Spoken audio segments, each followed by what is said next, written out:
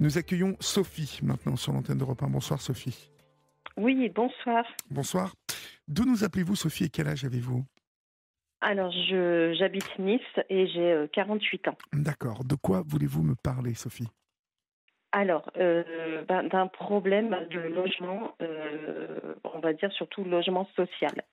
J'ai ma propriétaire, donc fin octobre, qui donc m'a envoyé un courrier en mettant fin à mon bail, donc parce qu'elle mettait en vente son appartement, donc ce qui est légitime en soi, mais je ne peux pas l'acheter cet appartement. Et donc en fait, j'ai fait une demande de logement social de suite parce qu'en fait, moi je suis maman célibataire Oui, avec un enfant en situation de handicap. oui. Donc il est TDAH, hyperactif, hypersensible Quel âge et a-t-il? dysgraphique. Il va avoir 10 ans le 12 mai Oui. et nous devons partir le 14 mai. Donc c'est ça qui est terrible aussi. Et c'est vrai qu'à 10 ans, ça me fait un peu de mal de lui faire vivre ça Bien aussi. sûr, bien sûr. Voilà. Mhm.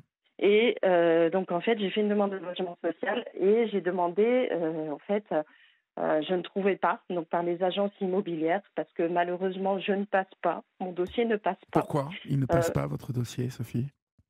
alors, il ne passe pas parce que tout simplement, je suis auto-entrepreneur dans le domaine des formations et ils ne prennent pas en compte en fait mes revenus en tant qu'auto-entrepreneur si je n'ai pas 2 ans d'activité.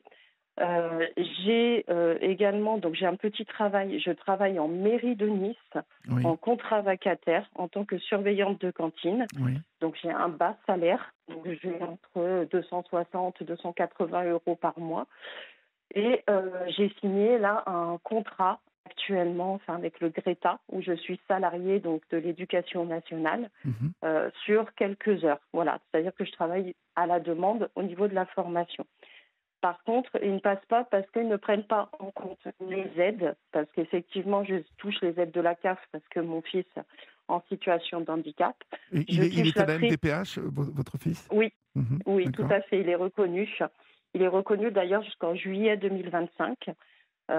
Et en fait, en fait, ils ne prennent pas en compte les aides, ni la prime d'activité que je touche en complément, ni l'APL. Et pourtant, j'ai 2 garants physiques. Voilà. Donc, rien ne passe au niveau des agences immobilières. Et donc, c'est pour ça que j'ai fait une demande de logement social, parce que tout le monde me dit, je suis dans une situation soi-disant de précarité, mais ça ne passe pas et mon dossier n'est pas prioritaire, sachant que j'ai un enfant en situation de handicap et que le 14 mai, en fait, on met fin à mon bail et je risque d'être dehors. Voilà. Et là, Ce qui est purement scandaleux parce que vous êtes une maman célibataire, solo, avec un oui, enfant de 10 ans, porteur d'un handicap. On voit que vous travaillez, que vous êtes courageuse, que vous vous démenez pour vous en sortir. Et puis, vous n'allez pas me dire que la mairie de Nice n'a pas un logement social pour vous. Ça n'est pas vrai. Il y a un problème là. Il y a un véritable oui, problème. Vous devriez être oui, prioritaire en plus avec un enfant TDAH de 10 ans. Vous devriez être oui. prioritaire. Alors, sachant que d'autant plus, la chose qui m'est arrivée, c'est que j'ai demandé à une assistante sociale de me recevoir, le Oui. département, qui ne m'a pas reçue. Parce Pourquoi? qu'elle m'a dit, alors clairement, elle m'a dit, ah, vous avez ouvert toutes les portes, on ne peut pas faire mieux. Donc, on ne peut pas vous aider par rapport à votre demande de logement. Appelez le service social de la mairie. J'appelle le service social de la mairie qui, soi-disant, est là pour son personnel. On me dit, on ne peut pas vous aider, on n'aide pas les contrats vacataires. Voilà. Donc, en gros, je n'ai jamais été reçue par personne. Je me suis toujours débrouillée toute seule. Donc, moi, j'ai pris contact avec Marine Brunier, donc, parce que, en plus, je suis présidente d'une association de parents d'élèves de l'école de mon fils. Mhm. J'œuvre tous les jours pour les enfants, pour l'école. Je travaille, pareil, dans une cantine, donc je m'occupe d'enfants, en plus en zone REP, donc d'autant plus. Et je travaille dans le médico-social parce que je forme donc des auxiliaires de vie. Je forme aussi des psychologues, des animateurs, des aides-soignantes, surtout dans le domaine du handicap parce que je me suis spécialisée dans la langue des signes. Voilà. D'accord. Et malheureusement, personne ne m'a aidée jusqu'à présent. Et là, depuis alors, la semaine dernière, du coup, la seule solution que j'ai trouvée, c'est de faire paraître un article de presse que j'ai fait diffuser sur Facebook. Et là, l'élan de solidarité commence à venir, justement.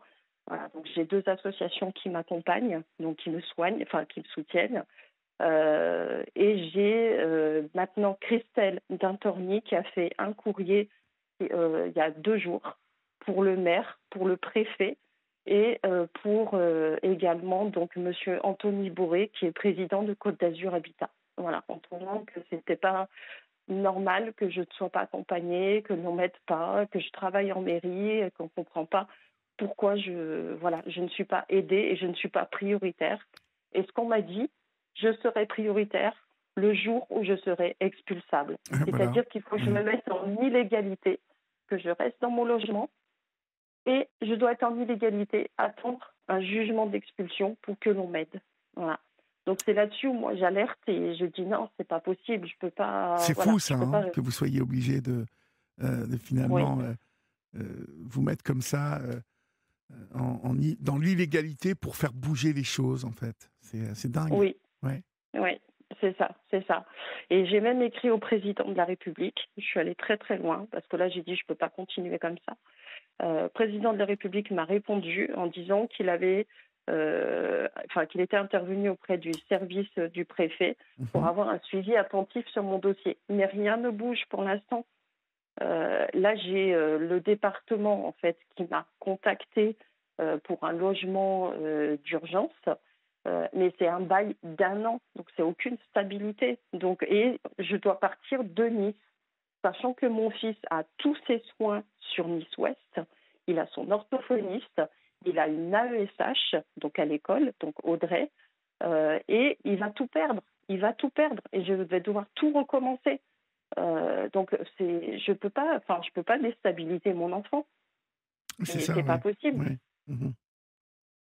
Donc Le problème, c'est qu'aujourd'hui, vous êtes à la merci d'une situation où vous avez tout fait pour vous en sortir, mais finalement, personne ne vous aide. Personne non, ne. C'est ça qui est dingue. C'est ouais, ça qui est fou. c'est ça, c'est ça. Et c'est le cri d'alerte que je peux faire parce qu'à mon avis, je suis pas la seule, mais à l'heure d'aujourd'hui, le 14 mai, on ne sait pas où on va être. L'école de mon fils a même fait un signalement pour mise en danger parce que mon fils risque de ne plus avoir de toit. Donc Ouais, on ouais, en ouais, est ouais. arrivé Le loin, pauvre. on en est arrivé très très loin. Ouais. Ah non, mais Donc c'est terrible tout ça. C'est terrible. Cette assistance sociale ne bouge pas non plus, hein, visiblement. Donc, non, personne ne m'a reçu. Personne ne m'a reçu, alors que le dossier, il serait passé prioritaire si une assistante sociale me serait reçue, enfin, elle m'aurait reçu, et elle m'aurait mis sur une plateforme. Donc, mhm. et ça, je n'ai jamais eu cette aide-là, parce que, soi-disant, j'ai tout fait, mais on m'a fermé la porte. Voilà. Donc non, non, c'est pas. Enfin, moi, je trouve ça pas normal à un moment donné que, voilà, moi, j'œuvre pour le bien des enfants, j'œuvre dans le médico-social, j'œuvre sur le handicap. À un moment donné, j'ai toujours été la première à aider les gens, et là, on m'aide pas, on On ne m'aide vous pas. aide pas. On ne vous aide pas. Ouais, c'est ça. On ne Voilà. vous aide pas du Donc tout. Bon, écoutez, vous allez nous tenir au courant de cette situation, hein, Sophie. Nous oui. serons très attentifs à ce qui va se passer autour de vous. Je le dis pour les oreilles Mhm. intéressées autour de ce dossier. Sophie n'a pas à subir ce type de situation. Et si vous travaillez à la mairie et que vous travaillez justement dans le département qui s'occupe de tout ça, bon, ça serait bien de s'occuper et de régler cette histoire qui, de toute façon, n'en restera pas là. Nous resterons très attentifs, comme je viens de le dire, à la situation de Sophie et de son enfant. Il est hors de question, bien évidemment, que cette maman se retrouve sans appartement social. Donc, un petit effort, s'il vous plaît. Merci, Sophie, en tout cas, pour votre Merci. témoignage sur l'antenne d'Europe 1. Et puis, vraiment, tenez-nous au courant. Hein. Oui, merci beaucoup en tout cas. Merci à vous. Franchement, j'ai le sentiment d'être enfin Je entendue. vous en prie. Merci Et beaucoup. force à vous, courage à vous. Au revoir. Merci, Au au revoir. revoir.